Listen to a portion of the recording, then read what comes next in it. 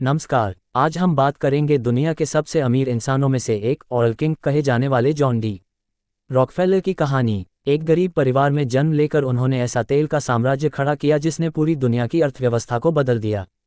लेकिन क्या वो एक महापरमार्थी थे या निर्दयी व्यापारी? चलिए जानते हैं उनके जीवन की पूरी यात्रा। 1. बचपन और शुरुआती जीवन। जन्म 8 जुलाई 1839, रिचफोर्ड, न्यूयॉर्क, अमेरिका।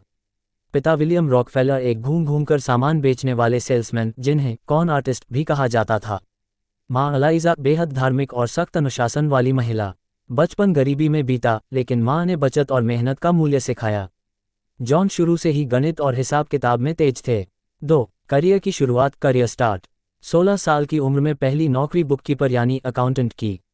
बेहद ईमानदार, समय पर और पैसों के प्रति संवेदनशील। उन्होंने कहा था, मैं हर पैसा गिनता था और हर सेंट बचाने की कोशिश करता था।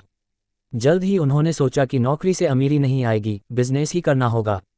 3. तेल उद्योग में कदम। Entry into oil industry.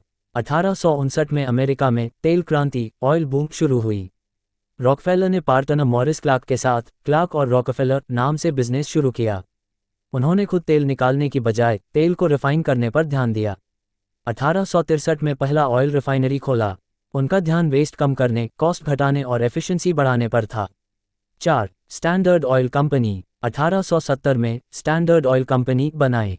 धीरे धीरे उन्होंने लगभग 90% अमेरिकी तेल बाजार पर कब्जा कर लिया। रेलवे कंपनियों से गुप्त सौदे किए, कम दाम में तेल भेजते और प्रतिद्वंद्वियों को नुकसान पहुंचाते। छोटे छोटे रिफाइनरीज खरीदकर या बंद करवाकर मोनोपोली बनाए। स्टैंडर्ड ऑयल इक्वल्स तेल की दुनिया का बादशाह। 5. उनकी आलोचना और विवाद।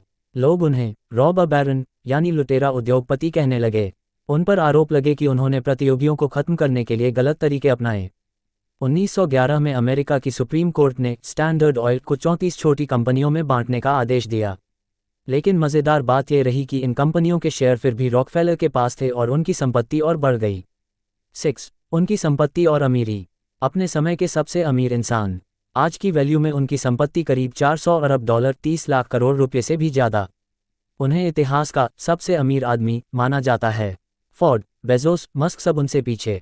7. धर्म और दान। बहुत धार्मिक थे, बचपन से ही हर कमाई में से 10% दान करते थे। शिक्षा, स्वास्थ्य और रिसर्च पर अरबों डॉलर खर्च किए। यूनिवर्सिटी ऑफ शिकागो और रॉकफेलर यूनिवर्सिटी की स्थापना। मेडिकल रिसर्च में बड़ा योगदान। मलेरिया और पीली बुखार, येलो फीवर पर शोध। कहा जाता है उन्होंने अपनी दौलत का आधे से ज़्यादा हिस्सा दान कर दिया। 8. उनका निजी जीवन। 1864 में लॉरा स्पेलमैन से शादी। 5 बच्चे हुए। परिवार में सादगी, शराब नहीं पीते थे, सख्त नियमों से चलते थे। कहा करते थे, God gave me money and I must use it for good.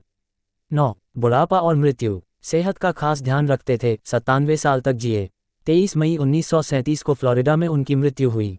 पीछे छोड़ गए दुनिया का सबसे बड़ा तेल साम्राज्य और अरबों की संपत्ति। 10. लेगेसी। आज एक्सॉन मोबिल, शेवरन, कॉनोकोफिलिप्स जैसी दिग्गज कंपनियां स्टैंडर्ड ऑयल से ही निकलीं। उनकी दान संस्थाओं का काम आज भी जारी है। वो एक ऐसे इंसान थे जिन्हें लोग या तो महान परमार्थी मानते हैं या फिर निर्दयी बिजनेसमैन। लेकिन एक बात तय है, उन्होंने बिजनेस और दुनिया की अर्थव्यवस्था की दिशा हमेशा के लिए बदल दी। गरीबी से अमीरी और अमीरी से समाज सेवा। जॉन डी रॉकफेलर की कहानी हमें सिखाती है कि अनुशासन, दूरदर्शिता और मेहनत से कुछ भी हासिल किया जा सकता है। चाहे आप उन्हें देवदूत कहें या शैतान, लेकिन उन्हें नज़रअंदाज करना असंभव है।